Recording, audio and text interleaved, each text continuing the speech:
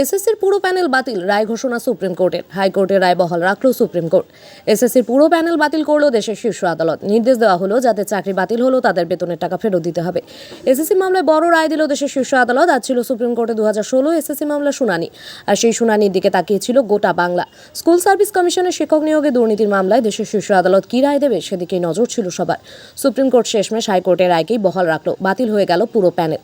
ঘোষিত রায় বলা হয়েছে যোগ্য অযোগ্য বাছাই করা সম্ভব হয়নি। 2016 সালের এসএসসিতে যারা চাকরি করছিলেন তারা নতুন নিয়োগ প্রক্রিয়ায় যোগ্যতা পরীক্ষার জন্য আবেদন করতে পারবে বলেও জানিয়েছে শীর্ষ আদালত। সেই সঙ্গে জানিয়েছে নতুন নিয়োগ প্রক্রিয়া শুরু না হওয়া পর্যন্ত সকলে বেতন পাবেন। প্রসঙ্গত ফেব্রুয়ারিতেই এই মামলার শুনানি শেষ করে রায় ঘোষণা স্থগিত রেখেছিল আদালত। সুপ্রিম কোর্ট বলল পুরো প্রক্রিয়ায় কারচুপি করা হয়েছে। ওই নিয়োগ প্রক্রিয়ার কোনো বিশ্বাসযোগ্যতা নেই। সেই সঙ্গে রাজ্যে 26,000 চাকরি বাতিল করে প্রধান বিচারপতি সঞ্জীব খান্না এবং বিচারপতি সঞ্জয় কুমারের বেঞ্চ জানিয়েছে 3 মাসের মধ্যে নতুন নিয়োগ প্রক্রিয়া শুরু করতে হবে। এসব বিজেপির সব লোক আমাদেরকে বলি দিয়ে আমাদের লাশের ওপরে এই রাজ্যের পালাবদল চাইছে। আবার প্রায় 3টে টার্মে টেনিওরে তৃণমূল কংগ্রেস ক্ষমতায় আছে, তাদেরকে সরিয়ে একটা নতুন রাজনৈতিক দল আবার ক্ষমতা পেতে চাইছে।